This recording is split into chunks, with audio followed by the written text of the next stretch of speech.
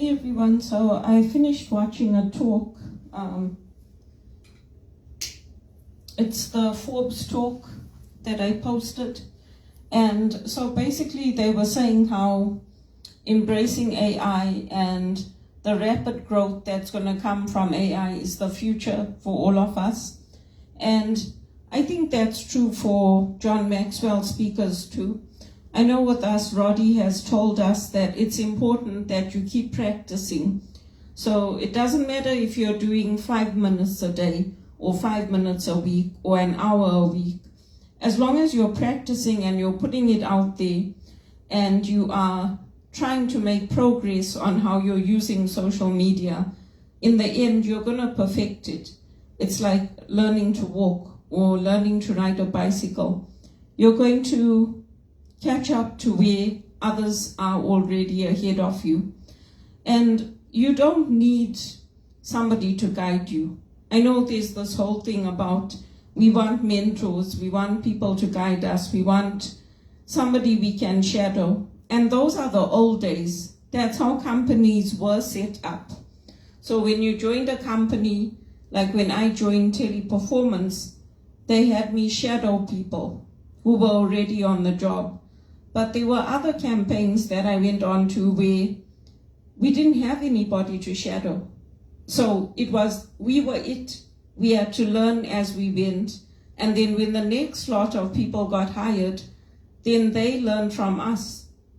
We were the ones that were sharing our knowledge with them and passing it on to them. And they learned from us. And so they were going to be 100 times better than us, not make the mistakes we made.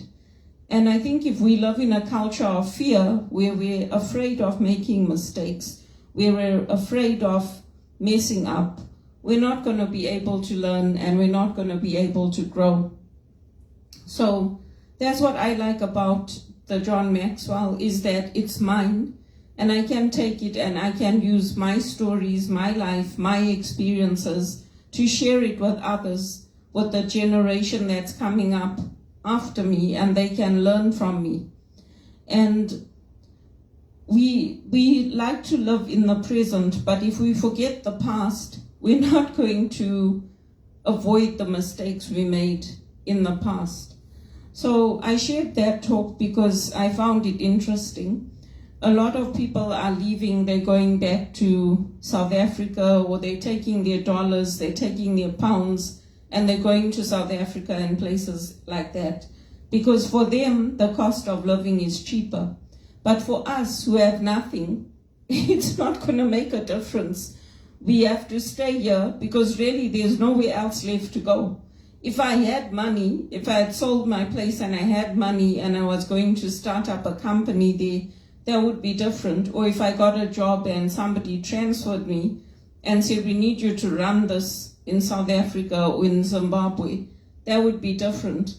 So for people like me who are hearing all these stories about coming out about how things are really bad in America, people are leaving America, people are leaving England, people are leaving Canada, leaving and going to where and with what? So, it's an interesting thing, it's an interesting question to ask, because if you are leaving, you're leaving and going where and with what? The majority of us have nothing. And if we don't get some financial help, if we don't get our jobs, if we don't get something, there's no future. So that's why we're doing things like this, to be innovative, to be creative, to get our voices out there, to get people noticing us and what we can offer. And one of the things that I like about the church and the missionary work is that they always embrace what is cutting edge. They embrace using social media. They embrace using different languages so that people can understand in the vernacular. They embrace trying new things. Because if we get stuck in the old, if we get stuck in how they did things in the 1800s in the church, for young people like us, it's boring. We don't want that. We don't want to be stuck in a church that's dying or that's in the dark ages. We want to see a church that is using technology that's reaching out to people, that is embracing the cutting edge. And that's something I've always liked about the church, is that it's always been open to the new. It's been open to working with us, with the young people. It's been open to embracing new things. And yes, there's a place for the elderly as well. Nobody gets kicked out of the Catholic Church. That's not what I'm saying. But I think it's important for us to listen to talks like that, like the one I posted on Forbes, and then see how we can use our skills, what we can do, what we can offer companies. Because that's what they do. That's what Google Analytics does. That's what, using Facebook ads does. And I've used them. I've used Facebook ads. So I know how to use them. I know how to run a campaign. I know how to get more people coming to your page and signing up for it. I know how to do all those things. But again, it's finding that opportunity where it's going to be a paid employment for me, rather than me just trying it out by trial and error. So I think I'm a bit like Pope John Paul II or Pope Francis. I think the future is not as dim as people make it seem. But yes, there are major challenges. And if we don't work with other countries, if we only focused on the insular, it's not likely to succeed. And that's why I talk about UDI and how once Rhodesia was cut off, there was nothing we could do. Basically, it was cut off and then the country folded, thanks to South Africa, the great South Africa. But eventually their turn came, and then Zimbabwe cut them off and they folded. So that's the way it works. If you can't help the people in a time of need, when they're standing up for what's right, for what's good, for not just your rights, but for everybody else's duties as well, then when your turn comes, nobody's going to be there for you. And for me, I keep in touch with everybody. Everybody that's with me on Facebook, everybody that's connected with me, they can see my updates, I can see theirs. So it's a good way for us to see what's going on in each other's lives and where we are, where we're at. And I think that's the beauty of technology, and embracing it, and embracing both the good and the bad. And even with my singing, I sing in the church. I sing at home for my friends too. And my dancing, my friends like it. But again, I'm not plodding along, not doing anything. When they ask me to sing at events, I sing in the church. When they ask me to play, I play. And it's nice to have my own piano at home, because then I can play when I want. I don't miss those days of where I had to go to Regis College to play the piano there to practice, or where I had to go to the libraries. Because, yeah, it's nice to get out and play, but I can do it in the comfort of my own home. So I like that. It's not a regular piano, it's an electric piano, but it's better than nothing. And so, Pope John Paul II used to say, start with what you have, where you are, and take it from there. And I think that's what we have to do. You don't need anybody to guide you and to help you. Yes, it's harder when you don't have that, but you don't need it. Today we have the internet. We can look things up, we can learn. And we have to learn how to discern, because there's a lot of fake news out there. But I think if you have the tools, then you're already halfway there. And there's so many tools available. There's edX, there's so many free things available today. There's so many things that we can learn and that we can do. And that's one of the reasons I won't give up. That's why I renewed my HR designation. That's why I take whatever courses I can with them, because I won't give up trying to get to where I want to be, and having that income coming in and having those paid opportunities. Because at the end of the day, everyone wants to go from free to fee. Nobody wants to carry on being free, because we all have bills to pay. So I just thought I'd share that because that talk was interesting on Forbes, and I do watch talks like that every now and again. That's part of my learning, because all of us who are in John Maxwell, we're basically CEOs of our own company.